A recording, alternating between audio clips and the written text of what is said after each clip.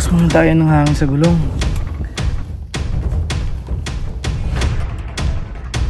Sumayad na fairings.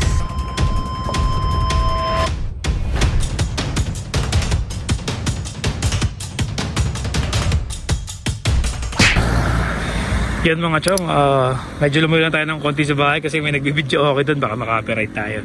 Parinig ko sa inyo bago tayo pumunta ng DRT dahil umaraw ngayon. Thank you Lord. Parinig ko yung makina nito after nung Dingalan ride natin dun sa last vlog natin ni Maxi 160. So ayan oh, sobrang dumi. Dumi diba? Sa ride natin sa Dingalan kasi may ginagawang kalsada. So tara, pakinggan nyo yung makina niya after nung ride natin na lubak at rektahan.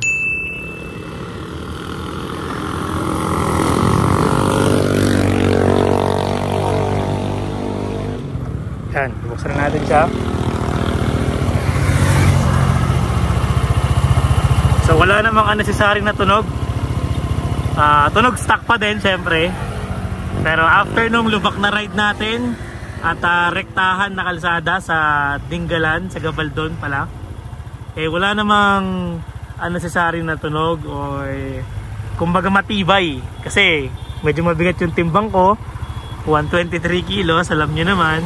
So wala naman tayo naging problema ang tunog sa shock, suspension, CVT, makina. Goods na goods naman. Tunog stock pa din tayo. Ayan. Wala tayong leak sa suspension, wala tayong leak sa front suspension. Ayan. Sobrang tahimik nga, parang hindi nakabukas. So ngayon, since maganda ang araw, punta na tayo ng DRT mga boss. Alright, let's go.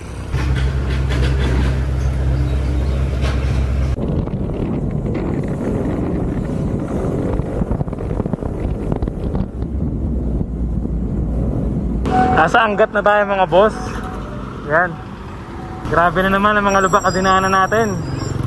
At ngayon papunta tayo ng DRT gamit si Maxi 160 from Bristol. Yun mga chong, nakalampas lang natin ang Banaban. Grabe yung lubak ngayon sa Angat. May mga inaayos na kalsada. So kung pupunta kayo ng DRT, ingat lang po ng konti, may mga lubak. Yes, madaming nadaan ng lubak na naman si Maxi 160. Kaya titignan natin bandang DRT kung ano ang sitwasyon ng kalsada ngayon doon. Sana naman goods. Dahil ang performance natin for today or performance review natin is panay pa ako naman or lakas ng makina at yung suspension ng Maxi 160. At saka sa preno rin pala mga idol. Obserbahan din natin ang preno ni Maxi 160 dito sa mga paahon at konting bundok sa DRT. So bali makina, suspension at ang preno. Yan ang ating target for today's performance POV sa Maxi 160. Kaya nairing na ba yung arko ng DRT? So masarap bumiyahe ngayon kasi walang tao, Martes ngayon, lahat may pasok. Ako lang ang nandito. Maluwag oh. Ayan, konti lang. Dalawa lang ata sila. Ayan, let's go. So punta na tayo sa destination natin kung saan masusubok ang performance ni Maxi 160. Parang yung pinuntahan natin nung dala natin yung Fortress 160. So paahon doon, grabe at may konting lubak. Rough road talaga. Okay, so sa paahon pa lang, doon natin malalaman mga tol kung malakas ang makina na itong Maxi 160 kapag mabigat na rider ang dala. Yan, so syempre ang destination natin doon ulit sa challenging na destination for scooters. Yung pinuntahan natin nakaraan gamit yung Fortress. Nagbundok tayo, grabe yung paahon, yung mga cornering. Okay, so doon natin dadalhin si Maxi 160 for today's vlog. Tapos same ulit, first impression ko, first impression nyo. So kayo na bahala, mag-comment kayo dyan ng mga napansin nyo. Same tayo, pare-parehas nating first look dito sa performance ni Maxi 160 dito sa DRT Bulacan. Yan mga boss, kakalagpas lang natin ng Secret Falls. Itong kalsado na to, paahon yan, dire-diretso, pataas. So videohan natin, gamit natin si Maxi 160. Tapos ang weight ko 123 kg. So medyo matarik tong part na to, kaya videohan natin. Alright, let's go. Yeah, so every ganito naman mga idol, lagi akong naka throttle control. So kapag kami paahon na kalsada, lalo na kapag ang gamit nating motor ay automatic or scooter, hindi ko siya binibirit or hindi ko siya ino-over rev. So minsan maintain lang ako sa 30 or 40 kph hanggat nararamdaman ko na okay ang makina at hindi maingay. Ikaw consistent ko lang yung speed na ganun. Tulad ngayon, nasa 40 kph pa tayo. Kita nyo naman yung paahon na yan, pataas. Try natin bilisan ng konti kasi tahimik pa naman ang makina ni Maxi 160. Yan, 30 kph. Baba tayo ng konti ng throttle, buwelo ulit tayo. Yan, tumahimik ulit siya at 35 kph. Yan, swabing-swabe ang Maxi 160 sa paahon. Yan, isa tong paahon mga bossing.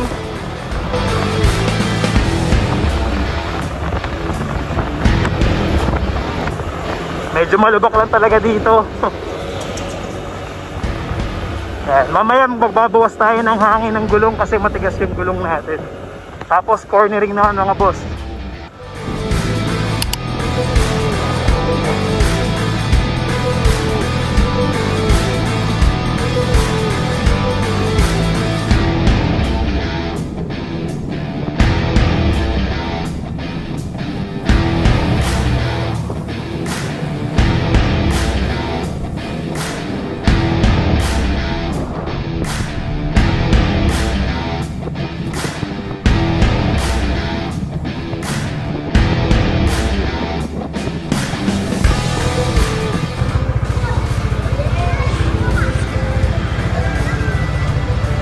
Lapit na tayo dun sa matarik na part dito sa DRT sa Barangay Akle.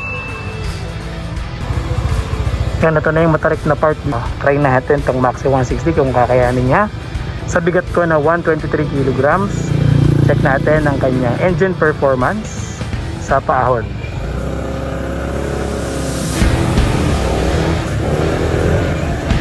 Proper throttle control lang ulit tayo mga boss.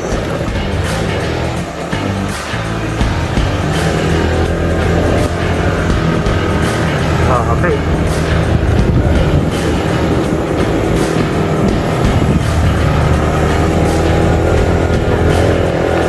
So, relax naman tayo kahit paahon.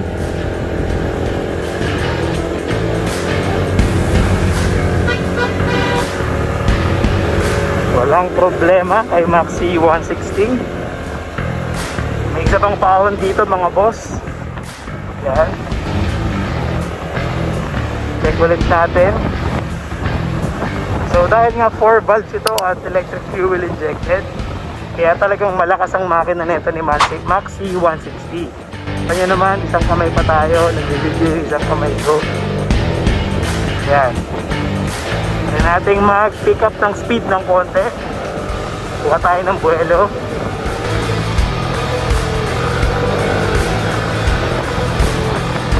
Yan. Tapos consistent na lang natin yung speed natin, medyo malubak. Yan, paahon na. Overtake pa tayo yan.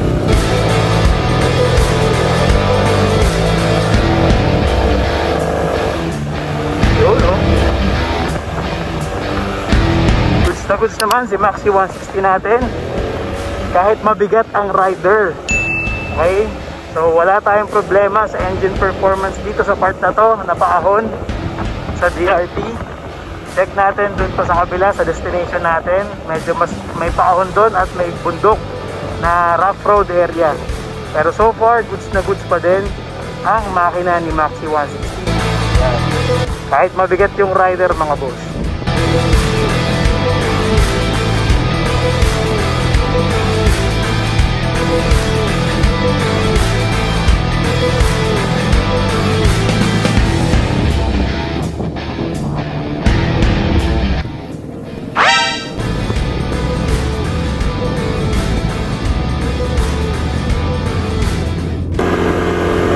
malapit na tayo boss sa destination natin.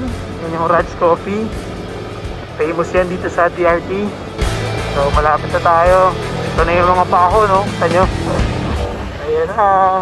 Kaya ng Maxi 160. Yeah! Yun, no? Isang kamay, basic. Woo! Ayan pa. Grabe. Grabe yung paon dun, no? Dito na tayo mga boss sa ating destination gamit si Maxi 160 from Bristol. Sarap dito talaga. Kahit matarik at malubak, napakaganda ng view. Ang off-road gaming, let's go.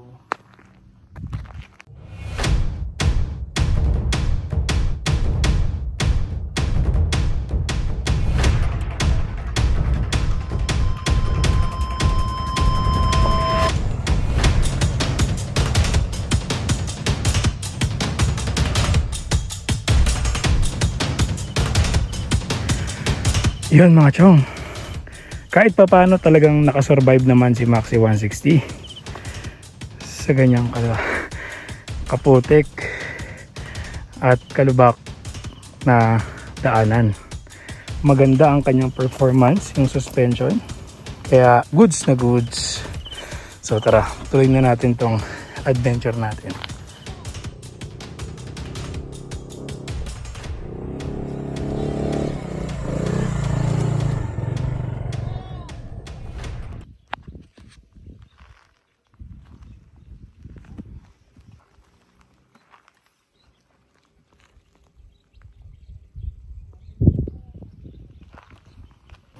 Very good ang performance ng suspension, ng preno, ng braking power, makina, very good. At very responsive para sa aking bigat na 123 kg. Maganda ang performance nitong Maxi 160 from Bristol. Lalo na dun sa mga nadaanan natin na lubak sa bandang Angat, Bulacan, papunta rito sa DRT. Sa cornering and sa suspension.